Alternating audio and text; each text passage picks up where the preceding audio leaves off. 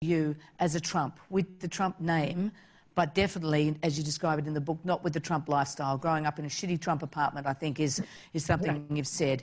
On the other side of the tracks from the family manor. How, I mean, your father was essentially disowned. How tough was that? How humiliating, how galling was that? Well, luckily, my grandfather, because this was long before Donald was known in New York, it was my grandfather who was the Trump people knew about, but nobody outside of New York knew about him, certainly. So that was to my benefit. And honestly, I didn't really notice that I wasn't quite accepted because, I went, first of all, I'd known my friends forever. I went to the same school since first grade. So everybody knew who my family was and nobody cared. I went to camp in Massachusetts and nobody knew who the Trumps were. In fact, everybody called me Trump because it was my nickname, because there were no associations with my family whatsoever. And honestly, I didn't participate in any of it because until Donald came on the scene in the late 70s and early 80s, my grandparents didn't live like enormously wealthy people either. And probably most importantly, I grew up in Jamaica, which is a town in Queens, New York, which is part of New York City, which is right next to Jamaica Estates, where my dad and his siblings grew up. Jamaica Estates at the time was an extremely wealthy, 100% white, 100% Christian town. Jamaica, on the other hand, was working class, lower middle class, predominantly African American. And I took the subway to school every day. So, it really grounded me. And if I felt the difference, it certainly didn't bother me. Your grandmother was obviously key to that, to you still feeling a part of the family, the wider family. And it's a heart-wrenching moment in the book. I found it heart-wrenching anyway, when you, the way your grandmother treated you when you were in the midst of challenging the family will. She found out and she cut you. She dumped you. It was, I mean, you'd been very close to her. The way you tell it in the book, you'd looked after her a lot. You'd visited her almost every day or contacted her almost every day. Suddenly, she's dumped on you. And you write, I was confused about loyalty, about love, about the limits of both. I thought I was part of the family. I'd gotten it all wrong. What had you gotten all wrong, Mary? Well, as you say, I was close with my grandmother. And what's sort of telling, I guess, is that she and I were not close when I was a kid. There was a kind of a coolness in my family. So despite the fact that when I was growing up, I spent a lot of time at my grandparents' house and my aunts and uncles were there frequently, we didn't go out to lunch. We didn't go on vacations together. It was just very superficial in some ways. So although I observed a lot, I didn't really participate in much. But after my father died, maybe 2 or 3 years after my dad died, and I was starting to recover a little bit, and I was in college, I felt that it was my responsibility to make a concerted effort to establish a connection with my grandmother, because I believed that the worst thing that could happen to a parent had happened to her. She had lost her oldest son when he was 42 years old, which I didn't really understand how young that was until I turned 42. And it's a horrifying young age at which to die. So I worked really hard. And then after college, I moved back to New York to go to graduate school at Columbia. And I started visiting her. And then when I moved out to Long Island, as you mentioned, I was in contact with her practically daily. I visit her very often. And, when she was in the hospital, I visited her. So I really did feel that we were close. I really did believe that she loved me. So when she found out that I was questioning the fact that my grandfather had entirely disinherited me, she said to me in our very last phone conversation, as if this were justification for anything, she said, "Do you know what your father was worth when he died? A whole lot of nothing." And the reason that was shocking, first of all, is that she was talking about her own son. So on the one hand, yeah, it was devastating to realize that this woman I had loved dearly didn't think that I mattered very much. But much worse than that, she didn't think her own son mattered. And that changed everything for me. What did that change for you? It made me realize that my family really only cared about one thing, and they equated material success with your worth as a human being. Um, and if that's how people think, then there's literally nothing you can do to change their minds about it. You know, money stood in for everything. It was literally the only currency in the family. It stood in for love. It stood in for affection. It stood in for respect. And clearly at that point, there was no denying that I was no longer part of that family, and I may never have been. Let's go to your motivation. You write in the book, you knew you'd be painted as a disgruntled, disinherited niece looking to cash in and to settle scores. Now, even if there are other drivers, other motives, you are exactly that. You are disinherited.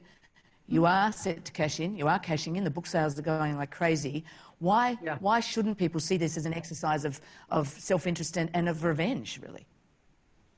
Well, you know, it's a great question, and I completely understand people's skepticism. You know, nobody knew who I was. I came out of nowhere, so it's entirely fair to ask those questions. First of all, if this had just been about cashing in, I could have done it 10 years ago when Donald was a very public figure, but I would not have been risking the backlash from his followers. He had much less power than he wields now, and he's backed by an entire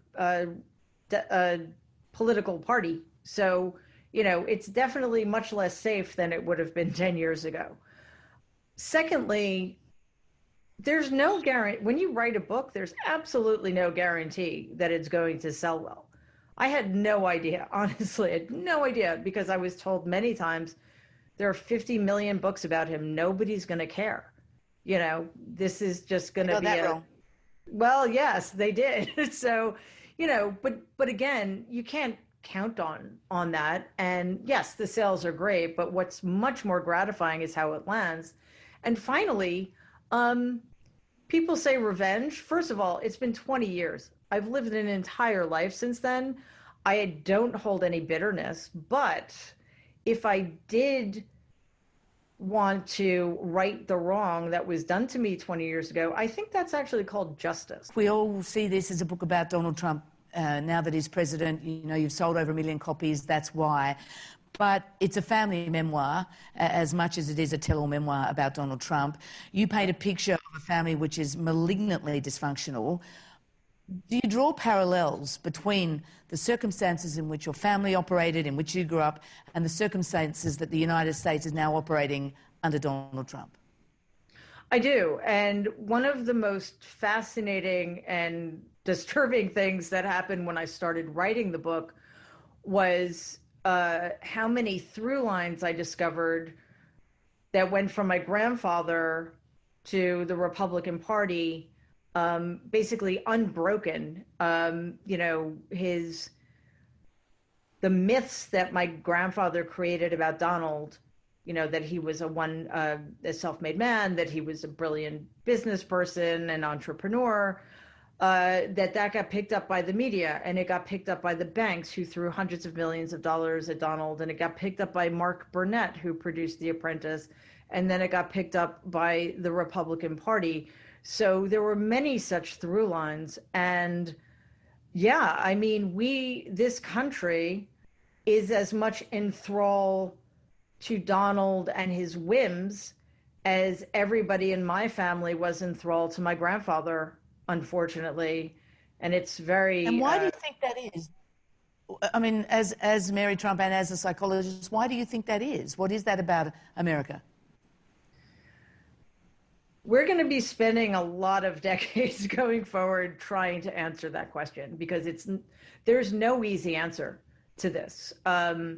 It's not as simple as people being a lot of people in this country having authoritarian personalities. I think it's been a very long-standing project to make American voters ignorant and keep them purposefully uneducated, and to convince them to vote against their own self-interests as long as their preferred party hates the same people they hate. And unfortunately, Donald has no strategic brilliance. He doesn't understand strategy at all. But what he did do was tap into that sense of hating the other. Let's talk about that. He has no strategic brilliance, but he does know about hate. I mean, in this story, the villain of this story is your grandfather, Fred Trump Sr. You write, one of the few pleasures my grandfather had, apart from making money, was humiliating others. You call him a narcissist and a sociopath. Do you draw a link from Fred's character, Fred Sr.'s character, and his success and the way he achieved that and the hate clearly that was a part of that, and Donald's character then, and Donald's success and persona? Yeah, and it's impossible to know sometimes how much is nurture, how much is nature. Although I'm quite confident that my grandfather was a born sociopath. Like, there's nothing I know about his history that would suggest that he was made the way he was. Donald, on the other hand, I think was made the way he is.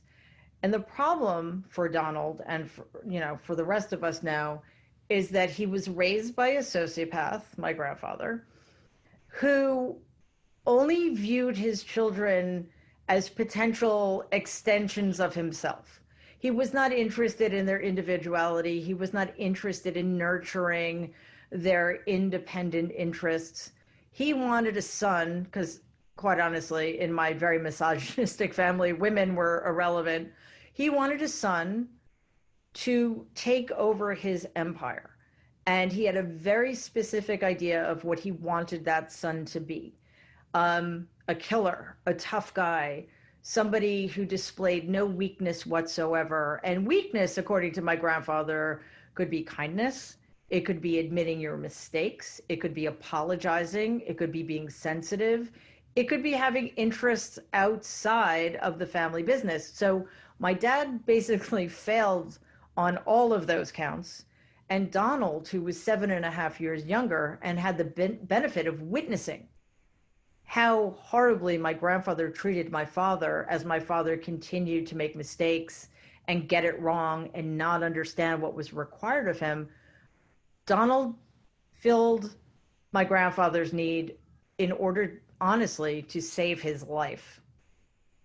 So even as you say that, and as you read in the book, it's very clear, it engenders sympathy for Donald, certainly for the young Donald. I mean, you describe Donald Trump as narcissistic, crass, bullying, and despicable, so clearly, you're not all sympathetic, but do you still have sympathy for Donald Trump at this point in his life, given the upbreaking, given you describe him as Fred's monster, Fred's creation? Well, it's a very important distinction to be made. I have enormous sympathy and compassion and empathy for any abused child. And make no mistake, Donald was an abused child. Some of the abuse was direct. When he was 2.5 years old, my grandmother got very ill and was absent from her son's life for almost a year. She was his primary caregiver. She was pretty much his sole source of comfort and soothing and connection. And my grandfather was incapable and totally uninterested in filling that void. So from 2.5 on, and by the way, that's an extraordinarily crucial developmental period in a child's life, he was alone and terrified. So between that and witnessing the abuse of my father, his older brother, and witnessing abuse when you're helpless to stop it is also a form of abuse. Donald had an awful childhood, and I have an enormous amount of compassion for that. However, he's an adult now. He understands the difference between right and wrong, he also knows what the rules are. He just chooses not to follow them, and he's deliberately hurting people. So no, I have no compassion for Donald the adult, and he needs to be held accountable. How do you remember your Uncle Donald as you were growing up? How do you remember him? You know, as I mentioned earlier, we spent a lot of time at my grandparents' house on the weekends, and you know, Donald was there fairly frequently, and obviously, we spent all of our holidays together when I was growing up. He he just seemed apart from everybody, and I think that was partially because of my grandfather's preference for him. So he was a little bit above it all, and outside of, you know, the rest of us who were not nearly as important. So, you know, we would play ball in the backyard sometimes, but really he was only interested in talking with my grandfather. You know, as I also mentioned earlier, there was nothing outside of those times we spent at my grandparents' house. You know, like we didn't go out for lunch, just the two of us, or even him and my brother and cousins. I mean, I think we went to a driving range once, but you know, there was not a lot of interaction outside of my grandparents' house. I mean, he was fine. We got along perfectly fine, but it wasn't until he hired me to write his third book that we actually spent time together. And as you spent that time together, what did you think? Can I swear? Yeah. Okay. Sorry, we're very puritanical. I think. It's not bad. It's not really bad. Basically, by the time I started working with him, the consensus in the family was that Donald was an asshole, but he was our asshole, you know, and we were kind of fond of him, and we knew he was a jerk, and he wasn't incredibly smart. But, you know, I, as his niece, didn't really know much about his personal life, which sounds weird because he was like on the front page of papers every day. But, you know, outside of his divorce, like I didn't know how he treated women. You know, I didn't go to clubs with him. I saw him in his office. So I knew that there was something off about him, but I didn't understand that it was dangerous or you know, something to defend against, because he was my uncle and I'd known him forever. He gets away as president with saying some terrible things, some things that just seem stupid, some things that seem to be untrue, and I'm thinking particularly of his demeanour during the COVID-19 pandemic. There was an interview very recently with an Australian journalist called Jonathan Swan, which I'm sure you've seen. Everybody seems to have seen it. And it was really Donald Trump's callous response to the rising death toll to the COVID-19 virus that really sort of jarred as you watched that interview. He said, "It is what it is, Jonathan." I mean, a startling response to a death toll of 1,000 a day at that point. How do you explain that? Is that explained by the sort of Fred Mini-Me complex, a lack of empathy? Is that what that is, or something else? Yeah, that was a fascinating moment because that's a family catchphrase. So when I heard that, Donald had said that in that interview, and why he said it, the hairs on the back of my neck stood up. You know, it just sent a chill down my spine, because most people use that phrase to mean, you know, life is tough right now and things are out of my control. So, you know, what are you going to do? He was saying that about the totally avoidable death of now over 165,000 Americans as the person who could absolutely stop it. All the man has to do is wear a mask, tell people to wear a mask, tell people to social distance, and tell people to listen to the scientists and the epidemiologists. So for him to say it is what it is basically his saying, I could not care less. I'm not going to lift a finger, even though there's nobody else who could turn this around. It's despicable. I'm sorry. And it's also criminal at this point. what explains his, not just his obvious mismanagement of the pandemic, but the fact that he doesn't seem to care, or underneath, I mean, 5 million Americans, more than that, have contracted the virus, more than 160 Americans are dead. You know, would he be scared inside? What's your assessment of this?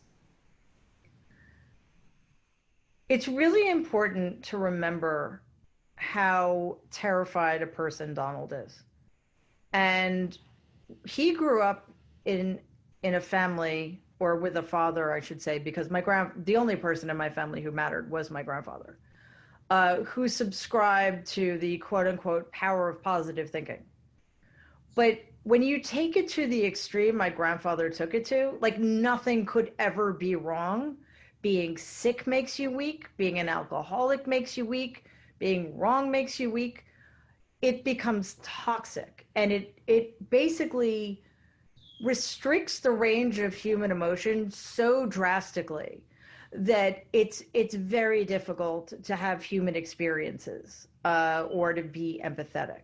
So, you know, and this is not an exaggeration. When Donald heard about COVID-19 and how potentially infectious and deadly it was back in November, or to give him the benefit of the doubt, let's say December, he couldn't acknowledge it because that would be to acknowledge that something was bad. Then, when it started to get out of control here and he could have pivoted, he couldn't do that because that would be to admit that he had been wrong. So we are where we are right now because Donald can't admit that anything's bad ever, and he certainly can admit being wrong. And course correcting, which is a very mature way to handle difficulties in our lives, is completely beyond him because, again, it would have been to admit the kind of weakness that got my father essentially killed off. Your thoughts on how your uncle is likely to respond during this campaign, because he seems to be at the moment laying the groundwork to perhaps refuse to accept the results of the election if things don't go his way. He seems intent on undermining the postal vote system in swing states. He's wanting to keep funding away from the postal service so they can actually run the election. How do you see him reacting if this result is unclear on election night, or indeed if he loses? Will he accept the result? If Joe Biden wins, and it's a very narrow margin, we're in a lot of trouble here because he's surrounded by a lot of people who are benefiting enormously from Donald's being in the Oval Office. And they will not want to lose the power, whether it's power, money, or influence, I don't know, some combination of all those things. So they will encourage him to question the results of the election if it's close, which is why Joe Biden needs to win in a landslide. And I say that not as a Democrat. Yes, I've been a Democrat my entire life. I've always voted for Democrats, but this is so beyond party right now. I don't mean this to sound hyperbolic, and I don't think it is. My country is on a knife's edge, and we can either heal the damage that's been done in the last 3.5 years, or we're going to a very dark place. And if Joe Biden loses, it's not just America that's going to suffer. It's our allies, and it's people in countries who've been given the green light by Donald to be authoritarian and dictatorial. And what of this chatter? There's a little bit of growing chatter that, because the polls certainly aren't going Donald Trump's way at the moment. Joe Biden has a significant lead at the moment, but we're still 80 days away from election. But some are suggesting that Donald Trump, if the polls stay like that, actually won't run again, that the thought of losing to Sleepy Joe, as he calls Joe Biden, is just too unbearable a risk. As a psychologist, as his niece, from what you know of him and his personality, what do you think of that theory? I think that's extremely unlikely because if he showed, first of all, I think the people around him protect him from negative information. So he probably doesn't know the degree to which he's in trouble electorally at the moment.